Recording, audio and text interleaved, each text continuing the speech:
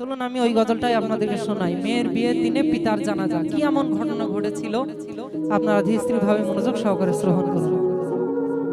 এ কেমন নসিব খোদা দিল বলো, এ কেমন নসিব খোদা দিল বলো, বেটির বিয়ের দিনে পিতার জানাজা হলো, এ কেমন নসিব খোদা দিল বলো।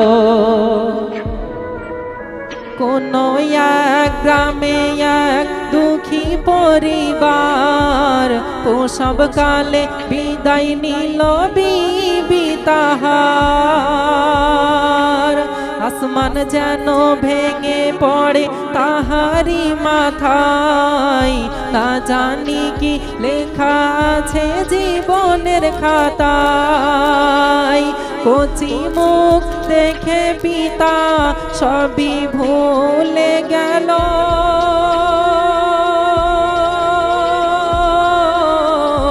অতি আদরে ধীরে ধীরে বড় করিল, তারে বড় করিল।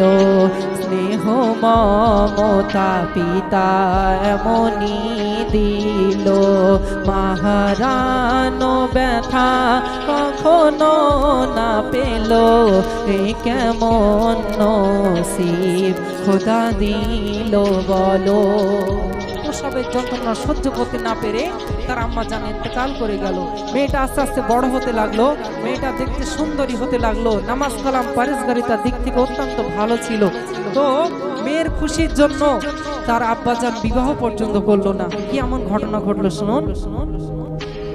দিনকে দিন হয় এমনই রূপসী সুন্দরী, যে দেখে সে বলে জান্নাতি পরী,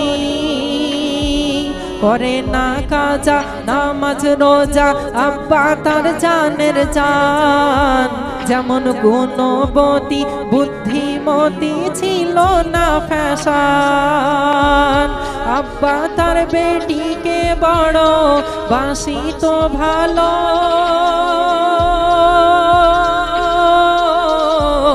বেটি যেন ছিল দুই নয়নের আলো, দুই নয়নের আলো।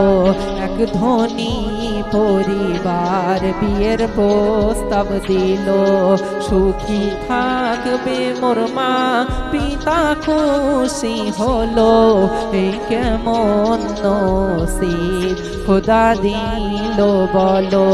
বেটির বিয়ের দিনে পিতার জানাজা হলো, এ কেমন নসিব খোদা দিল বলো। আপনারা জানেন গ্রামে যদি কোনো মেয়ে একটু ভালো হয়, নামাজ কালাম পরেশগারিতা হয়, দেখতে সুন্দরী হয়, তাহলে ধনী পরিবার থেকে বিয়ের প্রস্তাব পাঠানো হয়, তাই তো, যে ওই বাড়ির মেয়েটা আমাদের বাড়ির বৌমা করব, আমাদের বাড়ির বৌমা করব। তেমনি ভাবে একটা ধনীর বাড়ি থেকে বিয়ের প্রস্তাব দেওয়া হলো। তখন আব্বাজান অত্যন্ত খুশি হলেন যে ওর তো মা নেই, সেখানে গেলে মা পাবে, আব্বা পাবে, স্বামী পাবে, সারা জীবন সে সুখে শান্তিতে থাকবে। কিন্তু পণের টাকা কি ধার্য করা হয়েছিল কবি লিখছে শুনুন। 50,000 নগদে চাই 8 ভরি সোনা, দিল রাজ রানী হবে তোমারি কন্যা। গরিব পিতা শুনে কথা রাজি হলো দেখো না, মেয়ের বিয়ের তরে বিক্রয় করে জমি জমা। আব্বা তোমায় ছেড়ে আমি যাব না চলে, কে তোমায় ভালোবাসিবে, কে আহার দেবে তুলে, কে আহার দেবে তুলে। না দেখে তোমার সোনা মাকে কেমন থাকবে বলো, তোমার কুড়ে ঘরে কে জ্বালাবে আলো, এ কেমন নসিব খোদা দিল বলো। আব্বা জানের এতদিনের কাজের যে পুঁজি ছিল সব এক জায়গায় করলো এবং নিজের যে জমি জায়গা ছিল সব বিক্রয় করে দিল মেয়ের খুশির জন্য।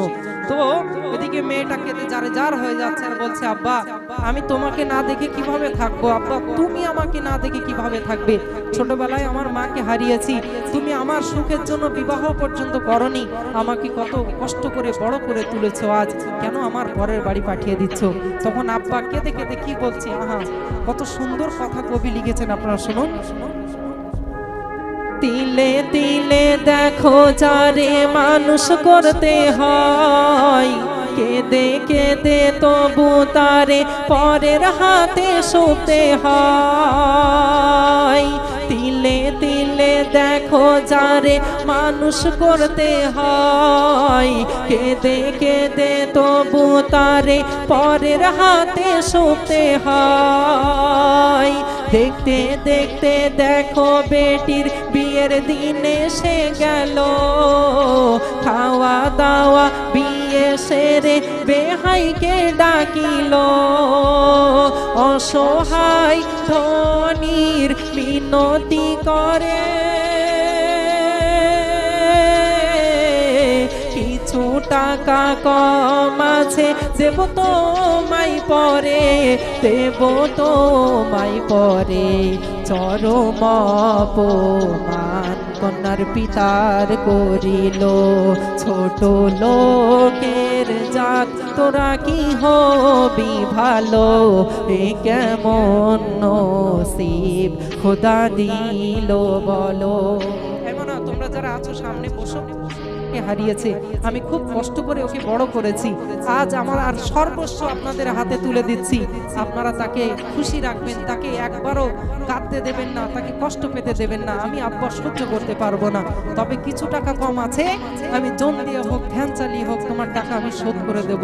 বলার সাথে সাথে এমন ভাবে অপমান করলো, ছোট লোকের জাত বললো সকলের সামনে, মানে গরিব মানুষ তো জানেন তো, গরিবদের দিল অতি নরম হয়, এমন ভাবে হার্টে আঘাত লেগে গেল, সেখানেই হার্ট ফেল করে মৃত্যুবরণ করলেন। কি ঘটনা ঘটেছিল কবি লিখছেন, আপনারা জানেন মেয়েরা কত ভালোবাসে আব্বাকে, আব্বারা যেমন মেয়েকে ভালোবাসে মেয়েরাও আব্বাকে অত্যন্ত ভালোবাসে। একটা মা যদি একটা মেয়েকে বকে অত সহজে মেয়ে কাঁদবে না, কিন্তু একটা আব্বা মেয়েকে বকা তো দূরের কথা, যদি একটু রাগান্বিত অবস্থায় মেয়ের দিকে তাকায় না, চোখ দিয়ে আস্তে আস্তে পানি ঝরতে লাগবে, তাই তো নাকি? মেয়েরা এত ভালোবাসে আব্বাকে। সেই মা সেই আব্বা বিয়ের দিন ইন্তেকাল হয়ে গেল, আহারে একেবারে এতিম হয়ে গেল মেয়েটা। কি ঘটছে শুনুন।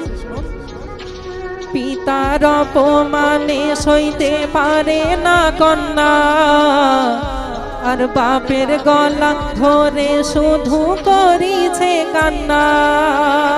আর কি বলছে, যেন গরিব হয়ে জন্ম নেওয়া এ সমাজে পাপ, আর হার্ট ফেল করে অপমানে দুঃখিনীর বাপ। বেটির বিয়ের দিনে হলো পিতার জানাজা,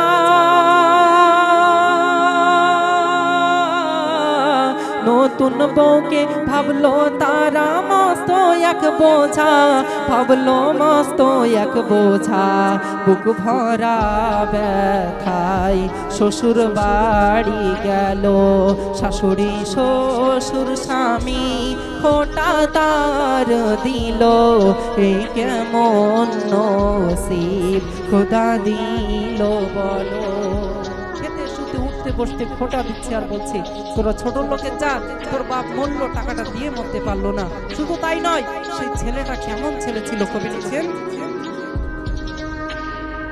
খেতে শুতে উঠতে বসতে দিত তার খোটা, মদ মাতাল ছিল ধনীর সে বেটা।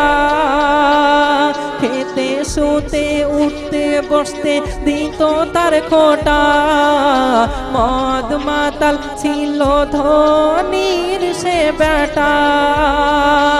ছেলেটির ছিল আবার চোখেরই নেশা, বিবি পাইনি কোনদিন স্বামীর ভালোবাসা।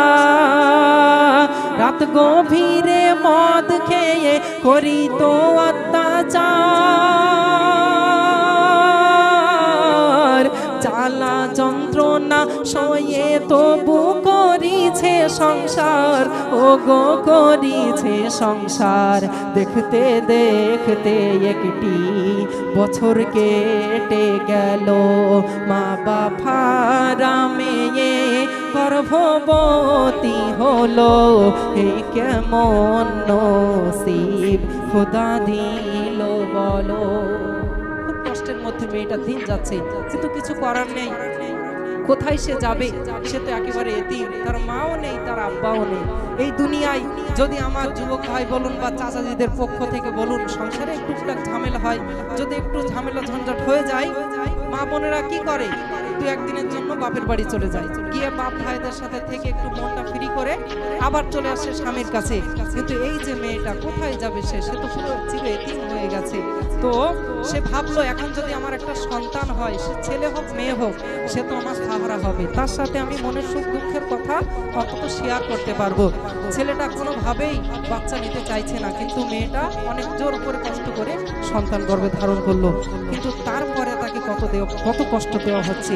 যারা আমরা যখন মায়েদের গর্ভে থাকি, মায়েদের যে কতটা কষ্ট হয়, আমরা ছেলেরা সে কষ্ট বুঝবো না। আমরা আহারে, মা আমার এই কাতে সই, আমরা মায়ের পেটে লাথি মারি, মা আমার ওই কাতে সই, আমরা আবার মায়ের কলিজায় লাথি মারি। মা উফ করে বসে, মা ভাতের থালা ভাত খাচ্ছে, মা আমরা কলিজায় লাথি মারি, ভাত রেখে এসে শুয়ে পড়ে, এত কষ্টের মধ্যে থাকে। সেই সময় অন্তত তাদের একটু সাথ দেওয়া উচিত, তাদের কষ্ট কম করানো উচিত, তাদেরকে বেশি বেশি ভালোবাসা দেওয়া উচিত স্বামী হিসাবে স্ত্রীর জন্য। কিন্তু তাকে কি কষ্ট দেওয়া হচ্ছে শুনুন। নারী চাই স্বামীর সুখ আর ভালোবাসা, গর্ভবতী হয়েও কিন্তু নিরাশা। গর্ভজাত সন্তানকে নষ্ট করিতে বারে বারে বলে তার বাপ বেটাতে। তার বাপ বেটা বলছে, তোরা ছোট লোকের জাত, তোদের গর্ভে আমাদের পরিবারের সন্তান আসবে, এটা হতে পারে না যে সন্তান গর্ভে এসে সন্তানটাকে নষ্ট করে দিতে হবে। আমার ছেলেকে আরো ভালো জায়গায় বিয়ে দেবো, তার গর্ভে আমাদের পরিবারের সন্তান আসবে। বলার সাথে সাথে মেয়েটা অছন্ন হয়ে কাঁদছে, বলছে, আল্লাহ আমি আর পাচ্ছি না। ছোটবেলায় মাকে হারিয়ে ফেললাম, বিয়ের দিনে এদের জন্য আমার আব্বা জানকে হারিয়ে ফেললাম, আর যাকে নিয়ে আমি স্বপ্ন দেখছি, যাকে নিয়ে আমার সাহারা ভাবছি, তাকেও এরা মেরে ফেলতে চাইছে।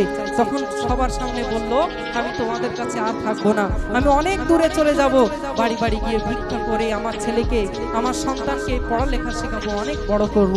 যখন তাদের কথার অমান্য হলো, সকলে মিলে তার সাথে যে কি ব্যবহার করলো, আহারে, যেন চোখ দিয়ে পানি চলে আসে। কবি লিখছেন, নারী চাই স্বামীর সুখ আর ভালোবাসা, গর্ভবতী হয়েও কিন্তু নিরাশা। গর্ভজাত সন্তানকে নষ্ট করিতে বারে বারে বলে তার বাপ বেটাতে। অনেক দূরে যাব চলে আসবো না ফিরে, তবু জোর করে গলায় ফাঁস দিল তারে, গলায় ফাঁস দিল তারে।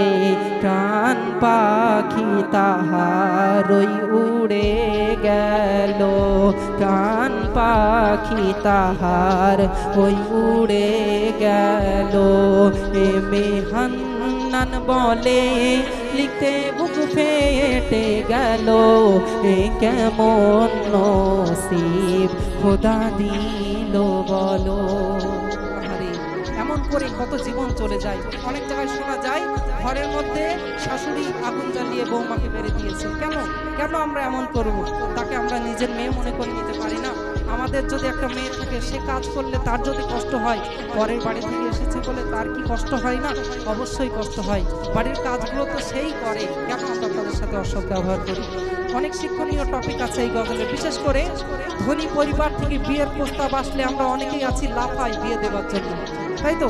ধনী পরিবার থেকে যখন বিয়ের প্রস্তাব আসে, আমরা কিছু না ভেবে চিন্তে লাফাই, না ওই বাড়ি আমার মেয়েকে বিয়ে দিলে আমার মেয়ে খুশি থাকবে, যদি আরো চাকরিদার ছেলে আসে আমার মেয়ে খুশি থাকবে। না, তাকে দেখতে হবে সে ছেলেটা কেমন, তার মন মানসিকতা কেমন, সে আল্লাহ এবং আল্লাহর রসুলকে ভালোবাসে কিনা, সে জাহান্নামের ভয় করে কিনা। এমন যদি মেয়ে দেখে ছেলে দেখে বিবাহ দেওয়া হয় তাহলে অনেকেই সুখে থাকবে। অনেকে দেখে পরিষ্কার সাদা পরিষ্কার ছেলে, সাদা পরিষ্কার ছেলে ছাড়া সাদা পরিষ্কার ছেলে বেশি দেখে মেয়েদের বিয়ে দেয়। আচ্ছা যারা কালো, যাদের রং গায়ের রং কালো, তারা কি কম ভালোবাসে নিজের স্ত্রীকে? কম ভালোবাসে না। এই জন্য ছেলেটা ভালো হয় সেই রকম দিয়ে বিয়ে দিতে হবে। আরেকটা টপিক হলো, আমরা অনেকেই আছি রাতে মদ খেয়ে এসে নিজের স্ত্রীকে মানে কষ্ট দেই, এগুলো থেকে দূরে থাকতে হবে।